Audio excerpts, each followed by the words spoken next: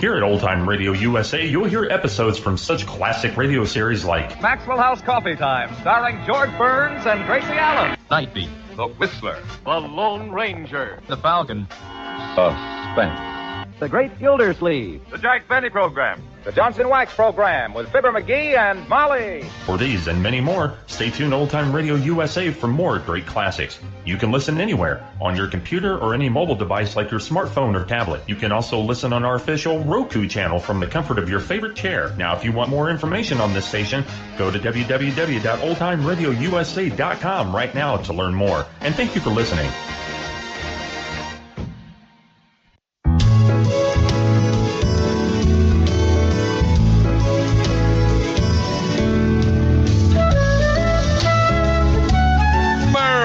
Christmas, old-time radio fans. It's me, Santa Claus, coming to you from the North Pole. And I've got a special surprise for all our Old-Time Radio USA listeners. I'm taking over programming duties from Old-Time Radio USA to broadcast our favorite old-time radio Christmas shows this holiday season.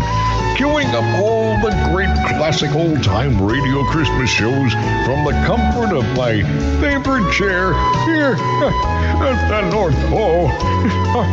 That's right, Santa's workshop has been temporarily designated Santa's studio. My little helpers will assist me in programming these holiday episodes. I have such wonderful memories of these shows. Some of my favorite episodes are from Jack Benny, Bing Crosby, Fibber McGee, and Molly the Shadow. Oh my, the list goes on and on. Old Time Radio USA has given me and all my helpers full access to their entire library of Christmas radio shows. So, starting right now, I will be broadcasting all these great classic Christmas episodes until the end of the year. I might even throw in some classic Christmas songs, just for good measures. So I hope you will be able to join me throughout this holiday season as we bring you my favorite Christmas shows from the golden age of radio. I call it an old-time Radio USA Christmas. So let's kick off this festive season with this wonderful holiday episode. Merry Christmas, everyone, from me, Old Time Radio USA, and the WOTR Radio Network.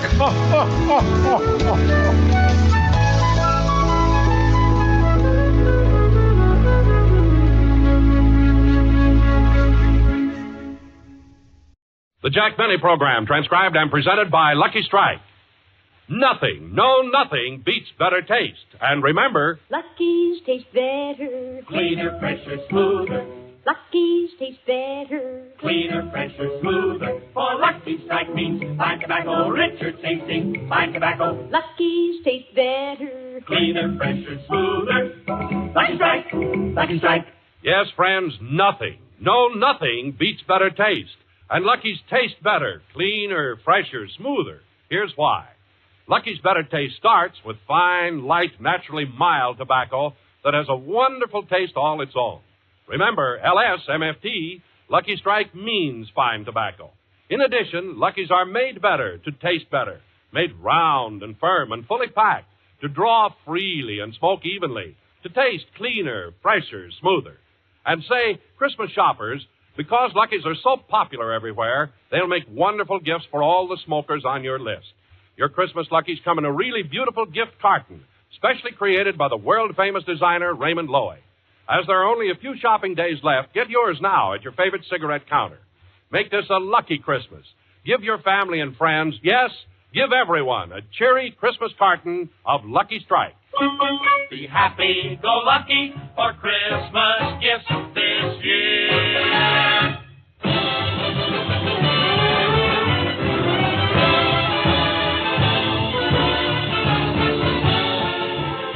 Broadcasting from the Veterans Administration Hospital in Long Beach, California, the Lucky Strike program starring Jack Benny, with Mary Livingston, Rochester, Dennis Day, Bob Crosby, and yours truly, Don Wilson.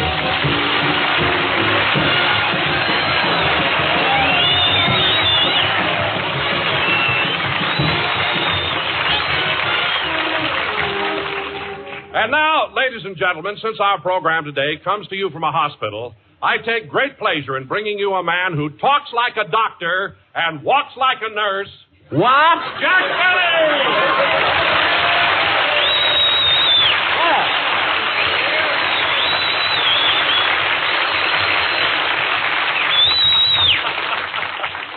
Well, that's all I've got to say. Well, thank you. Hello again. This is Jack Benny talking.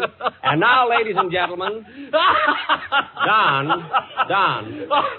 Oh, I'm sorry to break up like this, Jack, but that introduction I gave you was so funny, I just can't help laughing.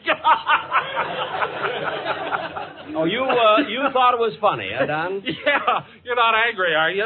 No. Well, I'm glad you're not, because you don't mean anything for a laugh. Yeah. Talks like a doctor and walks like a nurse. Jack, you sure you're not angry? Don, why should I be angry? When you said I talk like a doctor, I was flattered. After all, if I'm a doctor, I'm an MD. MD means more deductions. Which is exactly what you're going to find on your paycheck this week. Now, laugh that one off, brother. Now, wait a minute, Jack. Every time I say something that strikes me funny, you always... Don, don't get excited. I'm not going to cut your salary. I only said that to stop you from laughing. See, the way you were shaking, I was afraid Terminal Island would sink another 3 feet.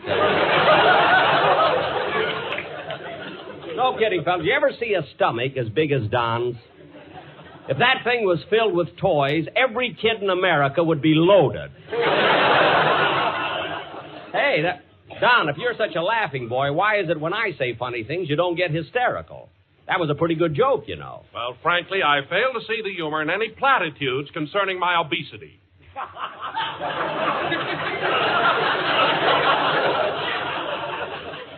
What does that mean? I don't like being called a big fat slob. Oh, well, in that case... Oh, hello, Mary. Hello, Jack. Hiya, fellas.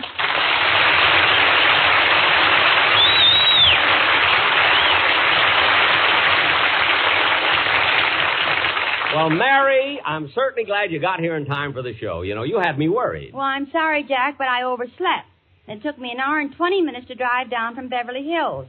Oh, you overslept, huh? Yeah. I've been up late every night this week. Well, look, Mary, if I told you once, I've told you 1,000 times.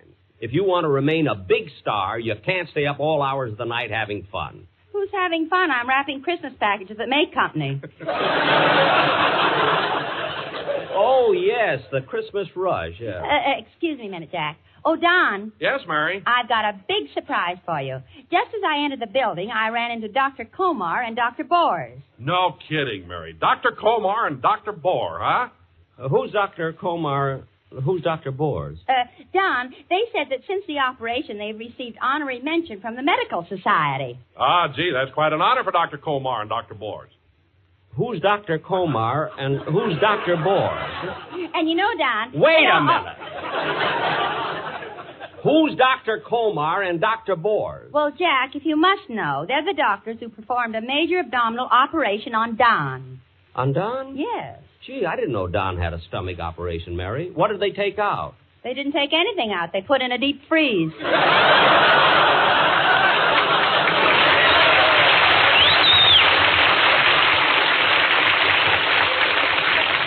Now, Mary, before you came in, Don told me that he doesn't like any platitudes concerning his obesity. What does that mean? I don't know, Mary, really. I'm quoting. Oh, Longfellow the poet? No, Fatfellow the announcer. Now, look, Mary, we came down to entertain the boys here at the Veteran Administration Hospital. So let's not... Oh, excuse me, Mary. Come in. Here I am, boss. Rochester.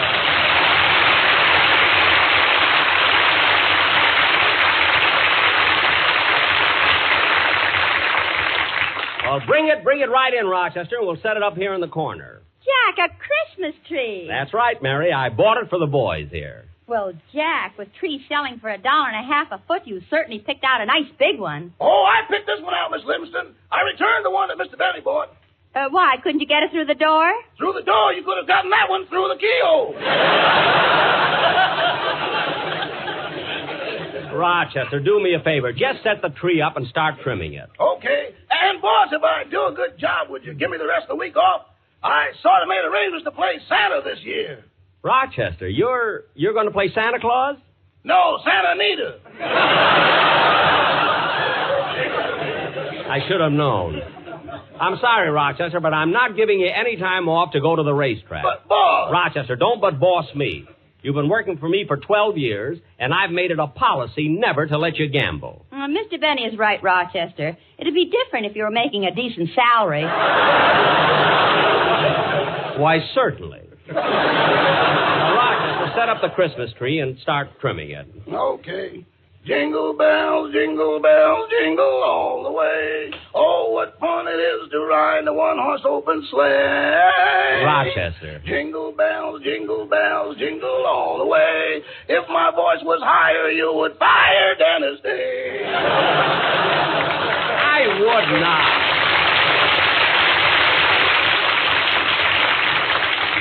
Now, Rochester, just hang the ornaments on the tree and be very careful with them because... Hello, Mary. Hello, Jack. Hiya, fellas. Bob Crosby.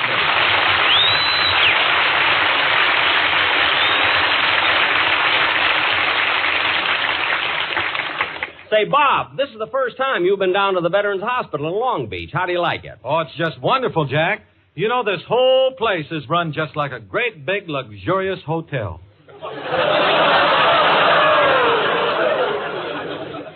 A hotel? You know, Jack, I ran into a friend of mine who's a patient here, and you should have heard him rave about the service. No kidding. Why, he said all you have to do is just yell, and 4 beautiful nurses rush in and wait on you. No. Yeah. And he said it doesn't matter when you feel like eating. All you got to do is just press a little buzzer, and the chef comes out, sits on the edge of your bed, and says, "Which would you prefer, boys, filet mignon or crepe Suzette?" Well, that is service. I don't blame your friend for raving. Oh, that isn't all. If you feel like a little liqueur or champagne after dinner, why, my friend said all you have to do is just call the wine steward and, Bob, why'd you stop talking? Well, that's where my friend stopped. He came out of the ether.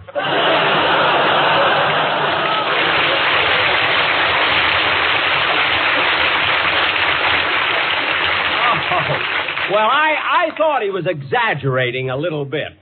Now, Bob, even though Dennis is going to sing later, I think the boys here would appreciate it if you did a song, too. How about it? Huh? Well, I've got a song that hasn't anything to do with Christmas, but it's a very big hit right now. Well, I'm sure they'd like to hear it. Let's have it.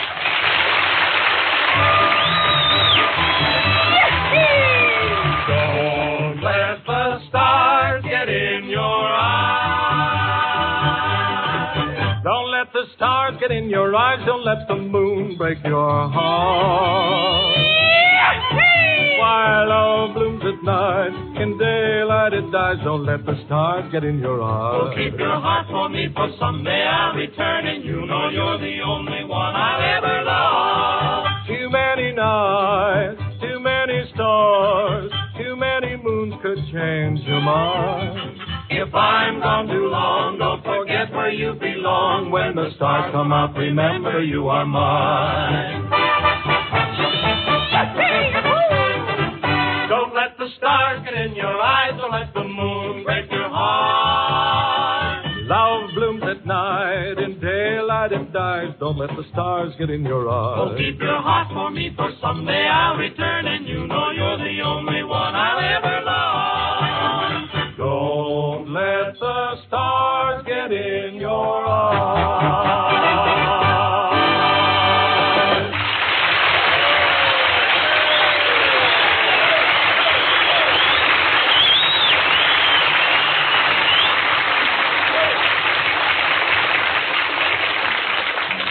That was Bob Crosby singing Don't Let the Stars Get in Your Eyes. And very good, Bob, very good. Thank you, Jack. Say, do you mind if I ask you something? Not at all, Bob. What is it? Well, what would you do if you found out that someone was stealing your jokes and trying to imitate you? Well, I'd be awfully upset about it. Why do you ask? Well, I'm in the same predicament. You are? Yeah, there's another singer around. He makes records and everything. Goes out of his way to sound an awful lot like me.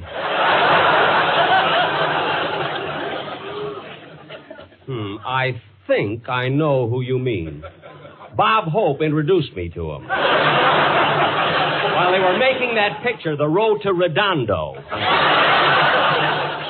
But look, if you're so concerned about this fella stealing your style, why don't you talk to him? Well, I did, and he hit me over the head with Gary. Well, good. Oh, wait a minute, Bob. If you feel that your brother Bing's reputation is hurting you professionally, why don't you change your name? Say, that's a good idea. Why didn't I think of that before? That's what I'll do. I'll change my name. What are you going to change it to? Sam Crosby.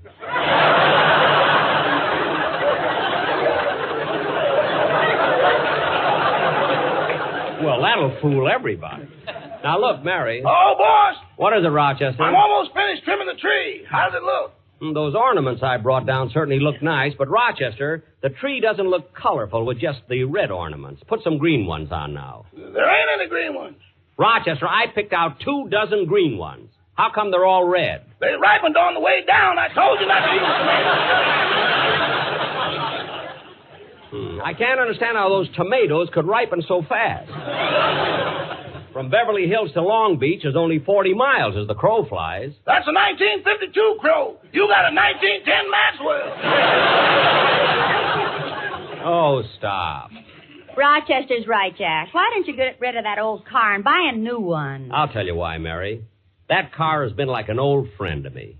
It's been with me through rain and shine, through thick and thin, through good times and bad. Through McKinley and Coolidge. I know. Very funny, Mary, very funny. I think that was the cleverest line in the show. Don't you think so, Bob? Bob? Sam. Yes, sir. Everybody has to be a comedian. Well, Jack, you've got to admit that Mary got off some beautiful ad-libs today. I know. She must be trying to impress the girls at the May Company. May Company? What does he mean, Mary? Well, Bob, I can't live on what Jack is paying me, so I'm working nights wrapping Christmas gifts. Oh, no. Now, wait a minute. I don't believe that Jack could be that cheap. Well, brother, you're in for a shock. A shock? Yeah, last night I wrapped the Christmas gift he's sending you. No kidding, Mary. What'd he get me? Well, I'm not allowed to tell, Bob. But you unwrap the Christmas package, save the paper. It's the most expensive part. You nearly loused that joke up good.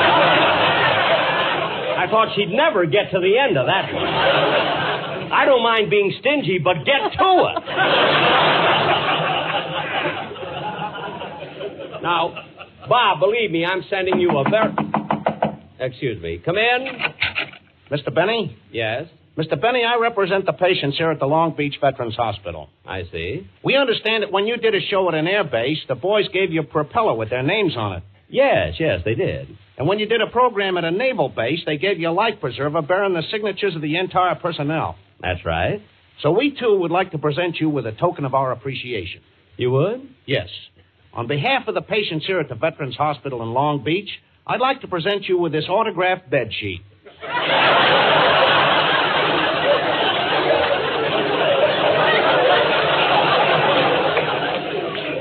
Well, isn't that wonderful? Gee, look at all the names of the boys here. Wait a minute, what's this name here? It looks like Robert Smith.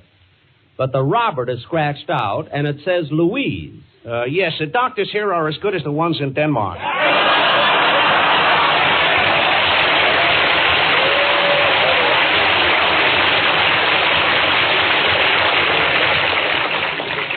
Louise. Well, what do you know? Well, thank you very much for the gift. You're welcome. What a thing to present me with, a bed sheet. Oh, boss! Yes, Rochester? I can't reach the top of the tree to put the star on it.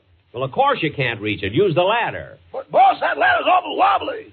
Oh, stop being a baby. Give me that star. I'll climb the ladder and put it up myself.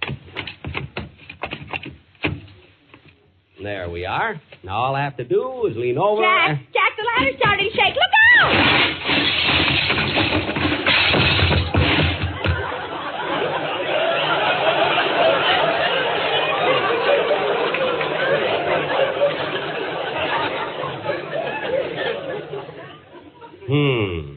Boss, the tree looks beautiful.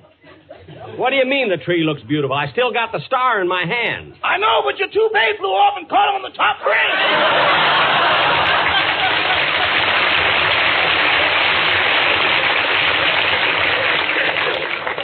My toupee? Yeah, lots of trees have snow, but this one's got dandruff. Jack, when you fell off the ladder, did you hurt yourself? No, darn it. What do you mean, darn it? Well, the year's almost up, and I haven't had a chance to use my Blue Cross policy yet. Now, Rochester, set the ladder up again. I'm going to put that star up on just top. a minute, Jack. What is it, Don? Well, the Sportsman Quartet just came in, and they prepared a commercial I'm sure the fellas here will like. Can they do it now? Well, certainly, Don. Tell them to go right ahead. Okay. All right, fellas, take it.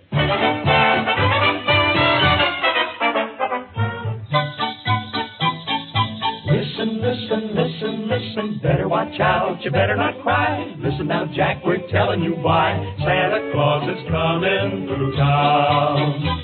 He's making a list and checking it twice. Gonna find out who's naughty or nice. Santa Claus is coming through town. He sees you when you're sleeping. He knows when you're awake. He knows if you've been bad or good, so be good for goodness sake. Oh, you better watch out, you better not cry. Listen now, Jack, we're telling you why. Santa Claus is coming to town. With plenty of luck, he's right on his back. A carton or two for Mary and Jack. Santa Claus is coming to town. And you can be sure that Santa is glad, bringing those luckies to Mother and Dad. Santa Claus is coming to town. Now Santa knows that Lucky Stripes are better tasting too. There's nothing that beats better taste. There is nothing, no, there's nothing. Light up a Lucky, better start now. Open a pack, we're telling you how. Santa Claus is coming to town on Thursday. Listen, Santa Claus is coming to town.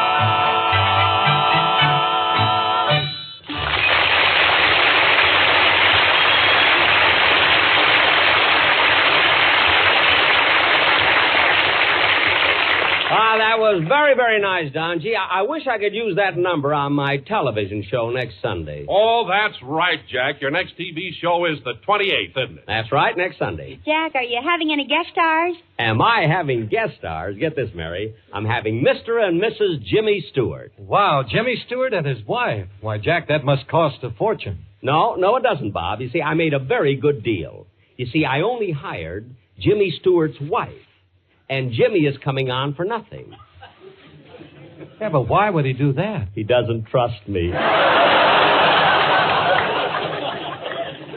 Anyway, they're going to be with me next Sunday on my TV show, and it's going to... Well, Dennis, it's about time you got here. Hello, Mr. Benny. Hello, everybody.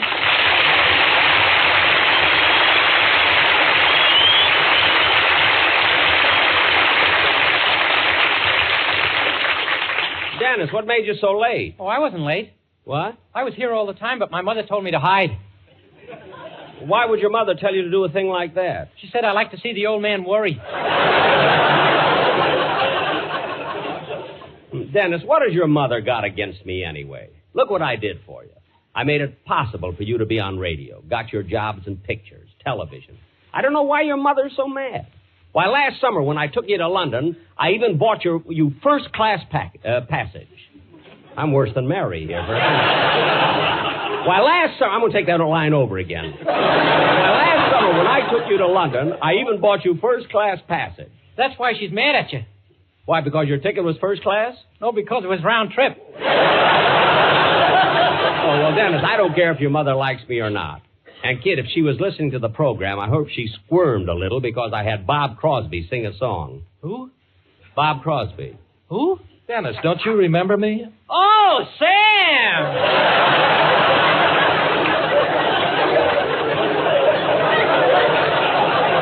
Yes, Sam. Now, look here, Dennis. Jack. Huh? No wonder Dennis says silly things. You get him excited. You don't know how to handle him. I guess you're right, Mary. Of course I'm right. Now look, Dennis. This is the first time you've been here at the Veterans Hospital. So why don't you... I was here before. Oh, you were? Uh-huh. During the war, when I was entering the service, I had to fill out a questionnaire, and after I got through answering all the questions, they sent me down here for an examination, and 3 doctors examined me to see if I was fit for the service. 3 doctors? See, that must have been quite an examination. Did you have to remove all your clothes? No, they just told me to take off my hat.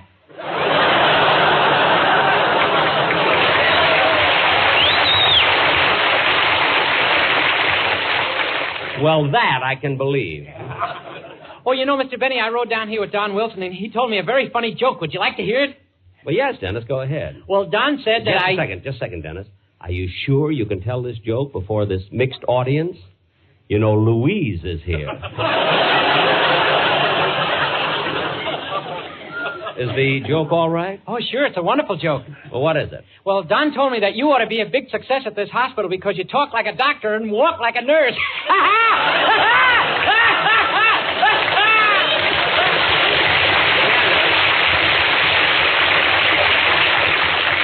Dennis, I'm glad you repeated that joke because if I'm a doctor, that makes me an MD. MD stands for Morton Downey, who may be singing on the program next week. Oy vey. So watch it.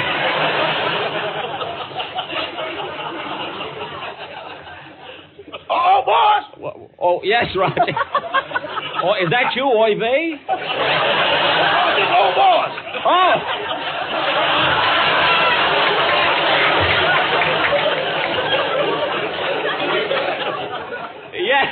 Yes, Rochester. I got the lights on the tree. Should I turn them on? Not yet. Hey, kids, Rochester's ready to light up the tree. Let's all gather around. Oh, Yeah, let's see it, Jess. Now, okay, Rochester, plug in the lights. Yes, sir. The wires must be crossed. Well, something must be crossed. The tomatoes lit up.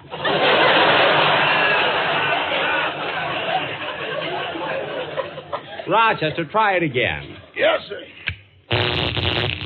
Oh, here's the trouble, boss. There's a bare wire right by the socket. Well, don't stand there. Fix it. Oh, me? Yes, you. Boss, I ain't fooling around with electricity. Oh, Rochester, imagine being afraid of electricity. Supposing Robert Fulton was afraid. He never would have invented the electric light. Would he? Jack, you're thinking of Thomas Edison. Edison? Well, then what did Robert Fulton do? He wrote, I saw Mommy kissing Santa Claus. Oh, yes. Now, Rochester, please fix these lights. Okay. Now, let me see now. In electricity, there's the electrons and the electrodes. And then there's the positive and the negative. But I ain't positive which one is negative. Then there's the atoms. Now, the atoms are supposed to go from the positive to the negative. Or maybe they go from the electrons to the electrodes. Then again, maybe they go from Long Beach to Wilmington. Rochester. Now, as long as these atoms keep passing each other, everything is all right. But when they meet halfway and start fighting, they're going to turn on anybody who tries to butt in. Rochester, I'm not interested in the scientific details. I just want you to fix those lights. And you've got nothing to be afraid of because while you're fixing it, no one is going to plug it in and no one is going to turn on the switch. Oh, I know, boss. While I'm holding the bare wire, you ain't going to turn on the switch. And Miss Livingston ain't going to turn on the switch. Of course not. But way up there at Boulder Dam, there's a little man sitting in a room all alone with thousands of wires around him. So what? How do I know he ain't going to do something just to break the monotony?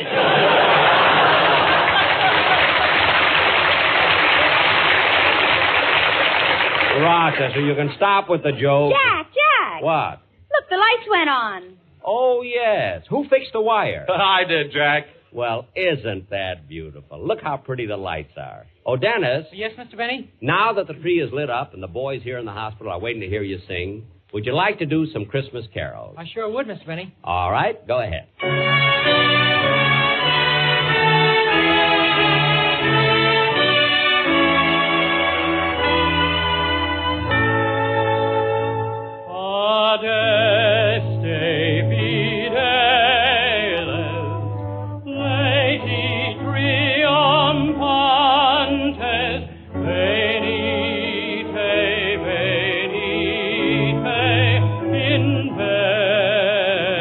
Bethlehem.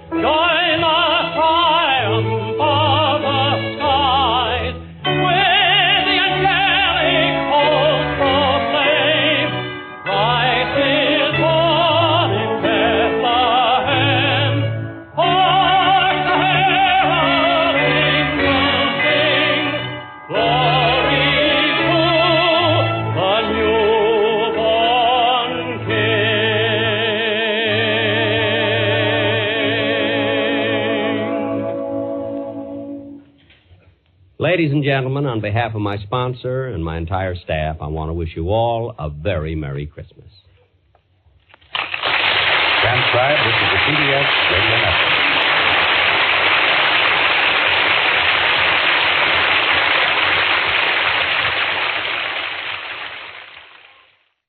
Remember, a Hallmark card when you care enough to send the very best.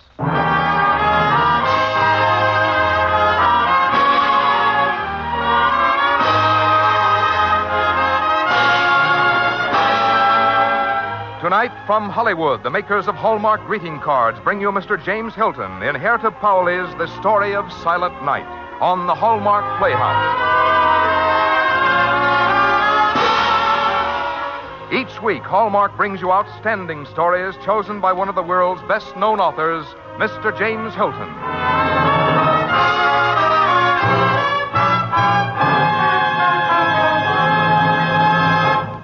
Before we begin, here is a Christmas message from the folks at Hallmark and the friendly stores where Hallmark cards are sold. A special Hallmark Christmas card from all of us to all of you that comes with real sincerity and brings our friendly greetings, too. So, to the wishes you've received, please add our wish for Christmas cheer. And by the way, it's sure been grand to have you with us through the year. And now it is Hallmark's pleasure to present the distinguished novelist, Mr. James Hilton.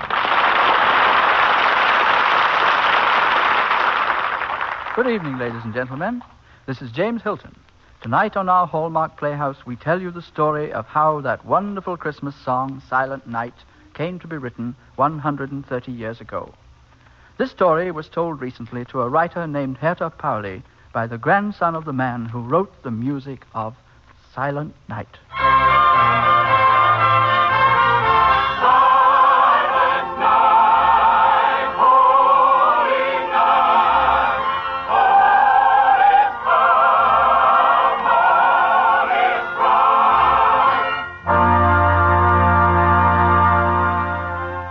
Christmas, the year of our Lord 1948. 1,948 years from the miracle of Bethlehem. Christmas, the birth date of the Prince of Peace. The birth date of hope and faith. The birth date of a miracle.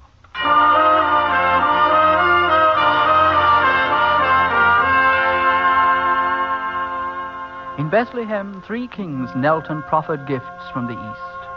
Since Bethlehem, many gifts, recorded and unrecorded, have been created of man's love of God and humbly offered in his honor.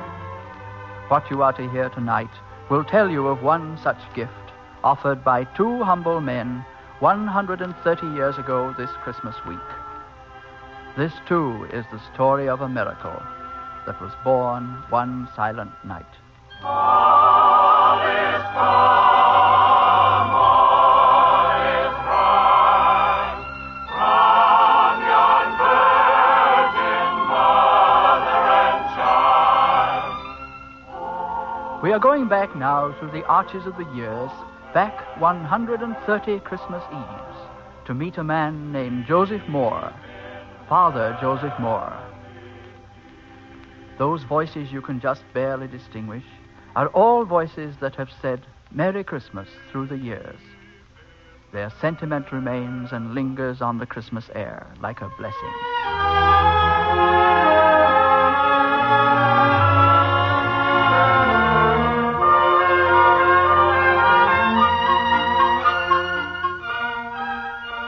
And now we are in the Austrian Alps, in a small village. The year is 1818. In the center of the town, near a swift-flowing stream, stands a whitewashed church with a tall, red-topped steeple. There are the church bells. They have a special joyousness tonight, as all church bells seem to have on Christmas Eve. Come now, we'll meet Father Moore. He's in his study, and his heart's a little heavy, because the church organ has broken down and there'll be no music for the Christmas service.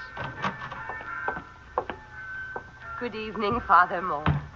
Oh, good evening. Come in. You don't know me, Father, but I'm in your parish. I've come from one of the charcoal makers' families. A child has been born to them tonight, and they beg that you come and bless the baby that it may live and prosper. Have I time to go and return for my sermon? Yes, Father. Well, then I'll go at once.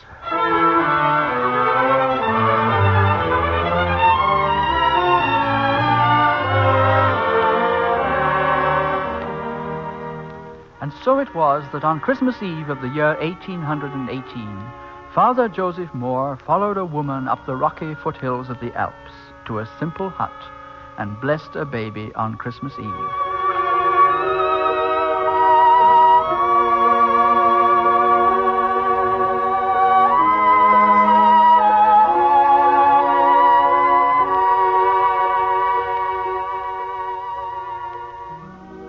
Seems like a miracle that her child should be born this night. Birth itself was a miracle. God has blessed her with a beautiful son on the most holy night of the year. And God has blessed me by guiding me here.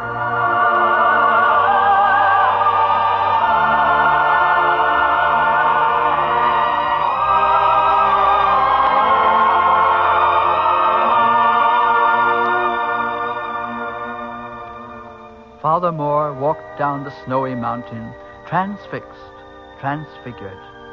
He thought of the baby and of the sacred night, and words began to stir and form themselves within him.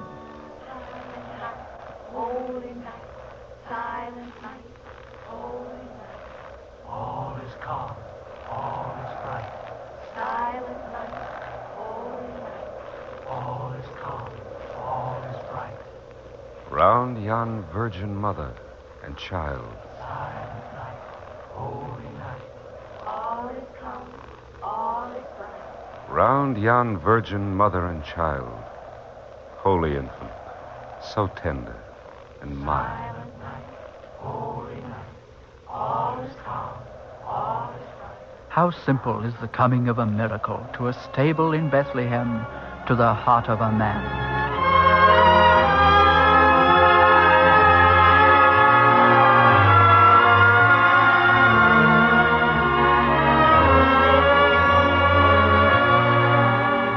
After Father Moore had solemnized the Mass, he sat all night in his study, writing down the words that filled his heart. And when dawn came, he took the poem he had written to Franz Gruber. Father, this is a fine poem. I rather heard it as a song, Franz. I thought you might set it to music. Thank you, Father. I should like to try. And so the words that Father Moore had heard on Christmas Eve became music to Franz Gruber on Christmas Day. And before nightfall, he came to Father Moore's house. I've written the music, Father. I wrote it for guitar and voice rather than the organ. After all, we have no way of knowing when the organ can be used. Please, sing it. Let me hear it.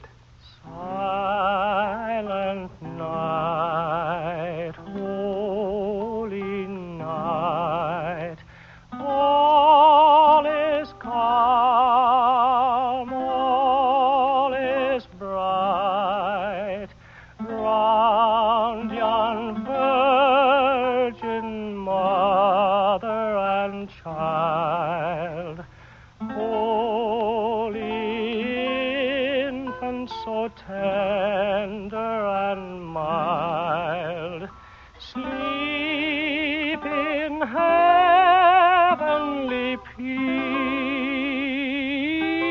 peace, sleep in heavenly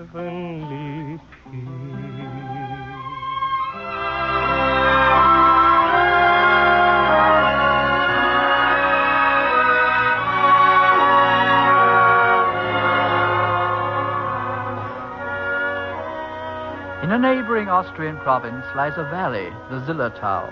And from the Zillertal, a few days after Christmas, came the organ builder, Karl Mauracher. Well, now, Father Moore, Mr. Gruber, I think I have the organ in working order now. The mice had eaten holes in the bellows, but this leather patch should solve all your problems. May I try it? Well, go ahead.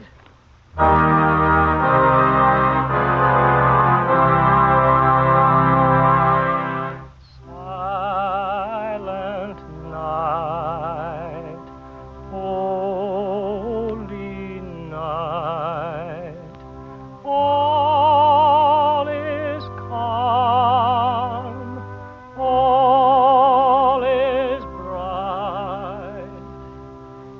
I've never heard that song before, Father. Franz and I wrote it at Christmas.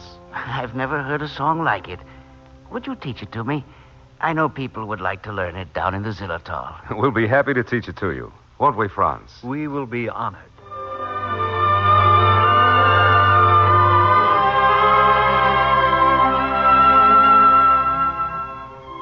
And so the hymn that was born on Christmas night started its journey out into the wide world.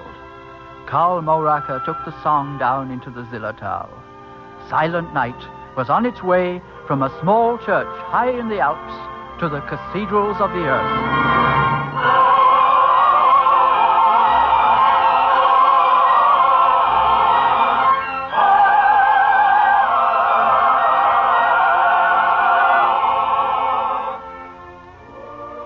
All the children in the Zillertal loved to sing, and they all sang well. But of them all, the ones with the most beautiful voices were the 4 Strasser children, Caroline, Joseph, Andreas, and Amalie. And the organ builder worked painstakingly to teach them the song. On Christmas Eve, they stood in the doorway and sang it as a Christmas gift for their parents. Silent night, holy night, all is calm, all is bright. From yon virgin mother and child, holy infant, so tender and mild, sleep in heavenly peace, sleep in heavenly peace. Oh, what a wonderful Christmas gift. You sang that beautifully. I'm proud of you. The organ builder taught it to us. Thank you, Mr. Mauracher. I hoped in the spring when Mr. Strasser takes the gloves to sell at the fair in Leipzig, perhaps he would find a way for you to sing the song there. Sing at the fair. We aren't good enough to do that. We could never do it. Why do you want him to sing the song there, Mr. Mauracher? Well, to me, this song is almost like a song from heaven. The words came to Father Moore on Christmas Eve. The melody to the schoolmaster, Gruber, on Christmas Day. They gave it to their parish, and then it was given to me to carry down into the valley of the Zillertal. I, in turn, give it to you to take to Leipzig. Someone in Leipzig will take it on the next step of its journey. Where is it going? Who knows, little Amalie? Perhaps everywhere. But who in Leipzig?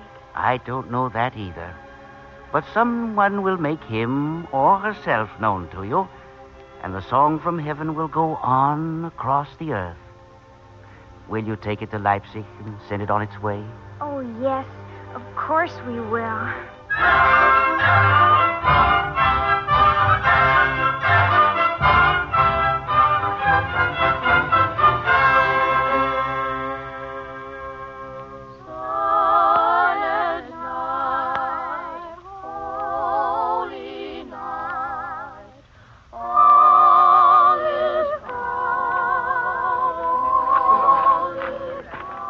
Who are you children? They are my children, sir. I'm Strasser from the Zillertal. This is my glove stand. We're here at the fair to sell chamois gloves. Your children have beautiful voices, Mr. Strasser. Yes. They sing every afternoon, and the people stop to listen to them just as you saw today. And do they also buy the gloves? Yes, I think it helps business. In any case, it does not harm it. It was their song that caught my attention. The song, sir? Yes, I have never heard it before. My name is Polenz. I am the Director General of Music in the Kingdom of Saxony. The Director General of Music? Yes, I wanted to ask you children if you would care to appear at a concert one of these days. A concert?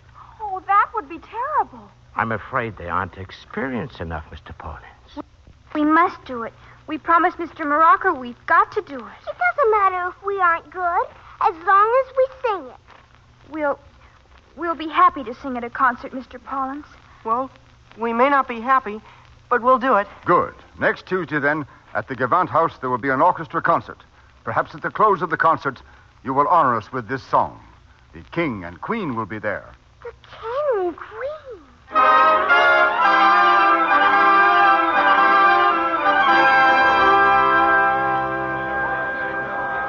Your Majesty, Your Highness, we are honored. Honored? Well, children, don't look at the floor. Look at us. We want to see your faces. I think they have a slight case of fright, Your Majesty. We don't want you to be afraid of us. We have children just about your age. Mr. Pollens has told us you sing a wonderful song that you call the Song from Heaven. We're looking forward to hearing it. If we just didn't have to sing it before all those people. Now, some of them are the same people you sang it for at the fair. Your Majesty, it's almost time for the concert to start. With your permission. Just close your eyes, children, and pretend you're singing at home. Silent night, holy night, all is calm, all is bright. And the king and queen smiled and listened, and listening with them was the director of the Berlin Cathedral Choir. It was he who heard the song in Leipzig and took it on the next step of its journey to Berlin and the court of the emperor.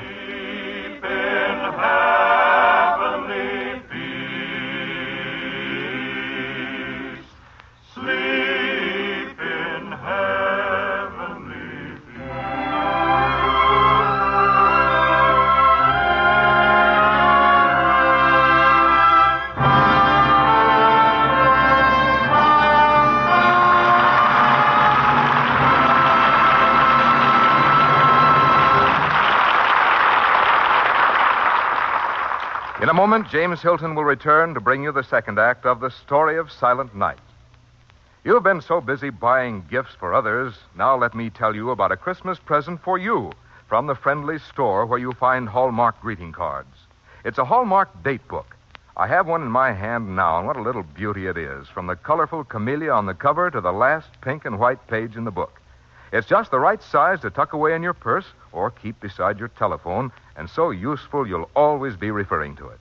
Just inside the cover, there's a place for your name and a list of important dates, like Easter and Mother's Day.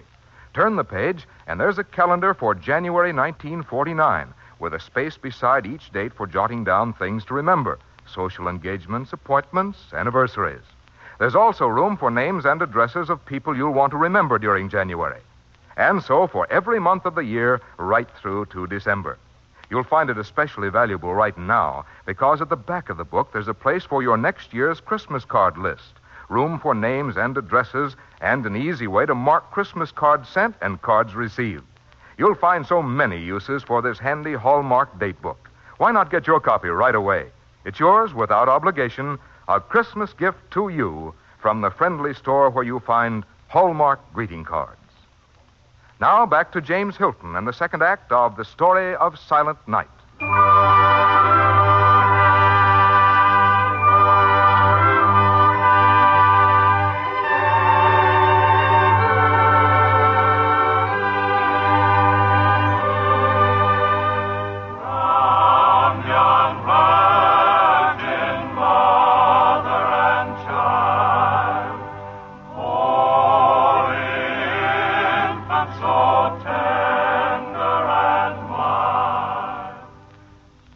Those voices are the men of the Berlin Cathedral Choir singing for the Emperor on Christmas Day. There's the Emperor in the royal pew singing with them. No, he stopped singing. Look at his face. He's glaring at that hymn book. What do you mean you don't know who wrote that song? Are you my concertmaster or are you not my concertmaster? Well, I am your concertmaster at the moment, sire. Well, look at this hymn book. Just look at this page. What does it say? Silent Night. And what else does it say? Author and composer unknown. I want to know who wrote that hymn. Concertmaster, you've spoiled my whole Christmas, the trees, the gifts, even the dinner. If a thing is unknown, I wish it made known. I want order in my hymn book. I want it as soon as possible. You would start out today in search of the name of the composer of Silent Night. Yes, sire.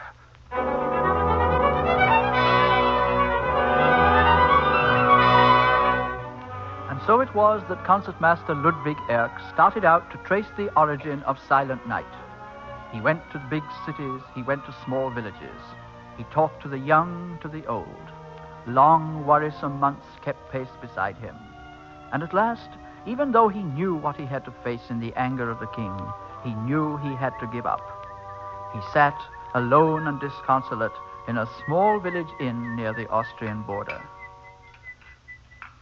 Will there be anything else, sir?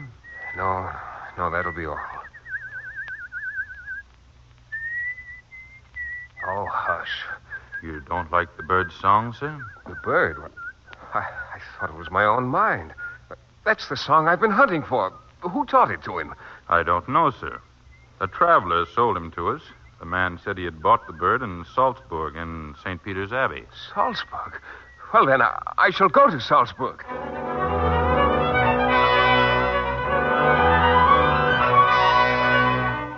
To Salzburg, to St. Peter's Abbey, which had been built 1,000 years after the birth of Christ. Concertmaster Erck walked through a dark pillared archway into a vaulted room and stood where Father Joseph Moore had stood so many times in the years gone by. Silent Night? No, I have no recollection of it. How did you happen to come to us, sir? I heard a bullfinch sing the tune, Father. The innkeeper told me the bird came from this abbey. No, we don't allow any of our students to train songbirds here. We consider it a cruel practice to deprive God's creatures of their freedom. I see. Well, perhaps it was a mistake. Come, it's late. Have some dinner with us and then spend the night.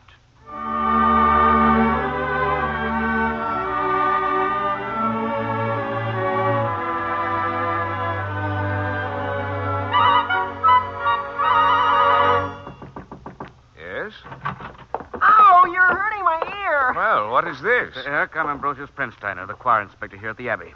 And this is young Felix Gruber. Oh, my ear. I'm going to tell my father on you. I was told about your inquiries concerning the bullfinch. This young rascal trained him. You trained him? It didn't hurt the bird. Where did you learn that song that you taught him? The song? You heard the gentleman, the song. My father wrote it. Your father? Yes, sir. Where is your father? In the village of Helene. Helene. Mr. Prensteiner, do you think you could arrange for this boy to have a day or two off so I could go with him to Helene? Well, you'll have to talk to the abbot, but I'm sure it can be arranged.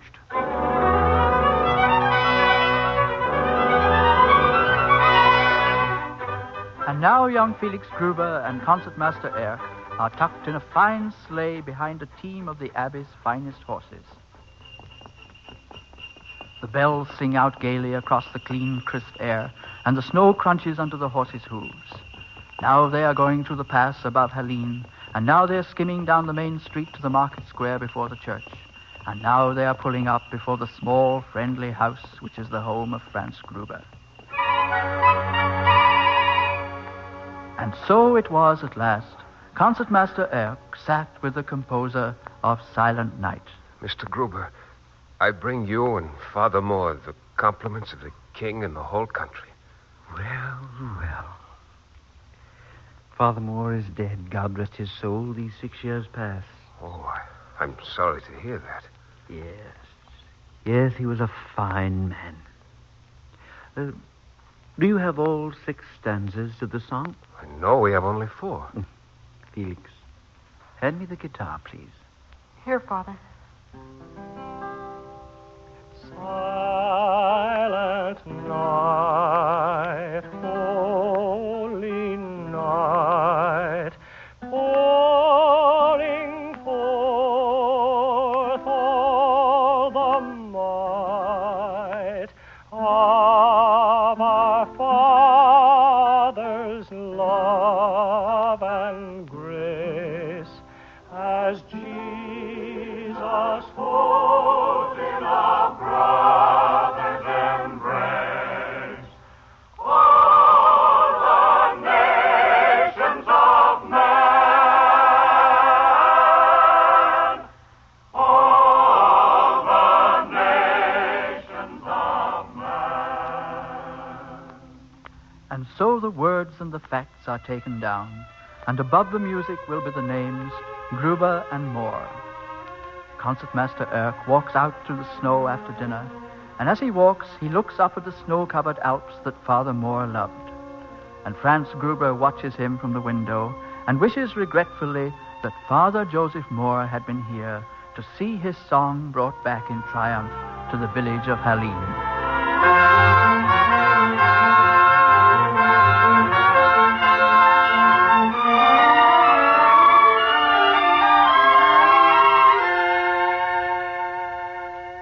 So you have journeyed back 130 Christmas Eves to meet a man named Father Joseph Moore, and the schoolteacher, Franz Gruber, and Karl Mauracher, the organ builder, and the Strassers, and all the rest who had a part in carrying the song from a village high in the Alps down into the world.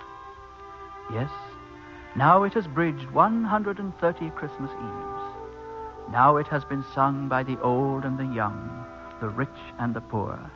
It has been sung in every language, in every country of the world.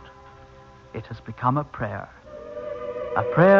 that men can live together in one world as brothers, and that there be indeed peace on earth, goodwill toward men.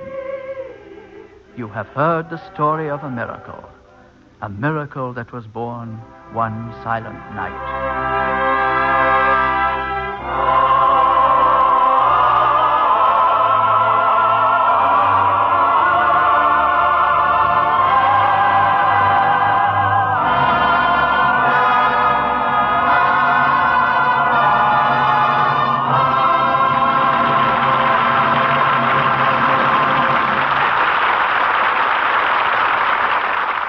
Before James Hilton returns to tell you about our story for next week, I'd like to tell you about Hallmark New Year's cards. They're as bright and gay as a New Year's party. They're a thoughtful expression of friendship, and they're the best way I know to remember someone you may have overlooked when you sent your Christmas cards. Remember, these are Hallmark cards. When friends receive them and glance at the back, as you did, they'll see the Hallmark and know you cared enough to send the very best. Here again is James Hilton. The story of Silent Night and the music you have just heard has all the beauty and joy and happiness of Christmas. There's nothing anyone can add to it. But I would like to introduce the man who's responsible for the splendid music you've just heard. I know you'd like to meet him, because so many of you have written us to praise his music. He's Lynn Murray, the musical director of the Hallmark Playhouse, whose work contributes so much to the success of our performances every week. Lynn, I personally want to thank you, not only on my own behalf, but for all our Hallmark people everywhere, for helping to make our Playhouse musically outstanding. Thank you very much, Jimmy. You know, I enjoy working with you and all the rest of the people here. It's very satisfying to be with people who are always working toward perfection.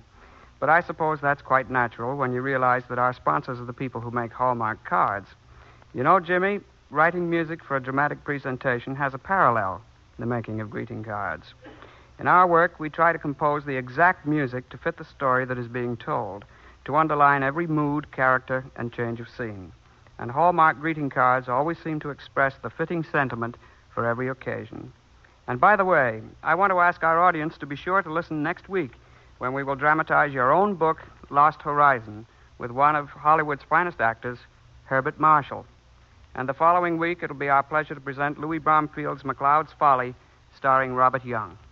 And now, for all of us here in the Playhouse, for our director-producer, Dee Engelbach, for Jean Holloway, who dramatized tonight's story, for the Hallmark dealers whom you see in your own cities, for everyone who is proudly a member of the Hallmark family, we wish you, our friends, a very, very Merry Christmas. Until next Thursday, then, this is James Hilton saying good night. Look for Hallmark cards that are sold only in stores that have been carefully selected to give you expert and friendly service. Remember Hallmark cards when you care enough to send the very best. This is Frank Goss saying good night to you all until next week at the same time when James Hilton returns to present Herbert Marshall in Lost Horizon, and the following week, MacLeod's Folly, starring Robert Young. This program came to you from the Hallmark Playhouse. This is CBS, the Columbia Broadcasting System.